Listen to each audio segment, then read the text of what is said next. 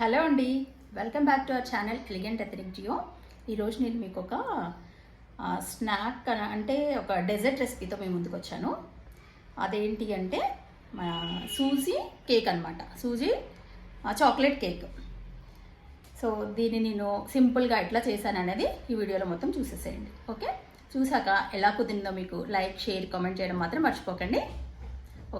So first ఒక mixing బౌల్లో 1 cup suji, అదే ఉప్మా రవ్వ తీసుకోవాలి. అలాగే అదే కప్లో హాఫ్ కప్ షుగర్, ఆ తర్వాత హాఫ్ కప్ మిల్క్ కూడా యాడ్ చేసి దీన్ని బాగా మిక్స్ చేసుకోవాలి అన్నమాట. ఎలా అంటే కంప్లీట్గా బ్లెండ్ అయిపోవాలి, షుగర్ మొత్తం కరిగిపోవాలి.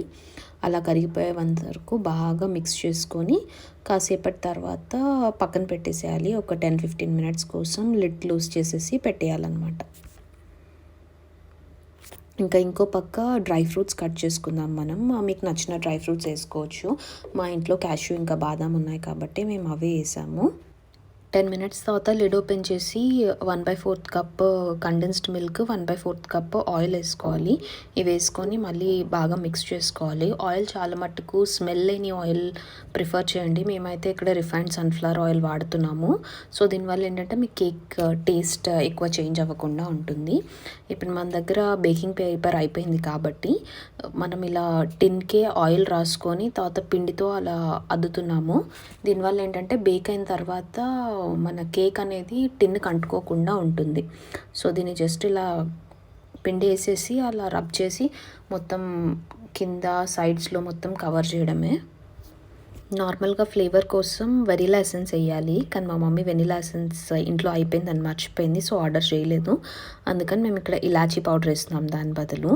సో ఇక్కడ మనకు డ్రై ఇంగ్రీడియంట్స్ వచ్చేసరికి 1/2 కప్పు గోధుమ పిండి లేకపోతే మైదా పిండి వేసుకోవచ్చు, 1/2 cup cocoa powder, 1 teaspoon baking powder, 1/2 teaspoon baking soda, 1 teaspoon vanilla extract వేయాలి కదా, వెనిలా ఎసెన్స్, దాని బదులు మేము ఈ ఇలాచీ పౌడర్ వేసేస్తామన్నమాట. వీటన్నిటిని ఎప్పుడైనా ఇలా జల్లెడ పట్టుకొని తీసుకోవడమే బెటర్. సో దట్ ఏంటంటే మీకు బ్యాటర్లో లంప్స్ ఫామ్ అవ్వకుండా ఉంటాయి, అంటే గడ్డలు కట్టకుండా ఉంటాయన్నమాట.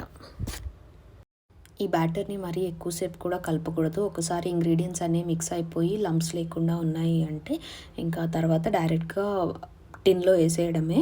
మరీ ఎక్కువసేపు కలిపినా కూడా మీకు కేక్ అనేది సరిగ్గా పొంగదన్నమాట. బ్యాటర్ రెడీ అయిపోయాక ఇంకా మనం పిండితో అద్దుకున్న టిన్లో ఈ బ్యాటర్ వేసేయడమే. ఈ బ్యాటర్ వేసేసి కొంచెం ఈవెన్గా దాన్ని స్ప్రెడ్ చేసేయాలి. మీరు గంటలు కానీ ఏం పెట్టవసరం లేదు, నార్మల్గా ఇలా ట్యాంక్ చేస్తే సరిపోతుంది. ఆ తర్వాత దానిపైనుంచి డ్రై ఫ్రూట్స్ వేసేయడము. సో ఏమైనా ఎయిర్ ఉన్నా, గ్యాస్ బబుల్స్ ఉన్నా దాన్ని ఒక 2 సార్లు ఇలా కొడితే, ఇప్పుడు మా మమ్మీ కొట్టినట్టు అలా కింద ఇలా కొట్టేస్తే అది సెటిల్ అయిపోతుంది, ఈవెన్ అయిపోతుంది. ఇంకా తర్వాత ఓవెన్లో 170 డిగ్రీస్లో, ప్రీ హీటెడ్ ఓవెన్లో 170 డిగ్రీస్లో 30 మినిట్స్ వరకు దీన్ని బేక్ చేయాలి.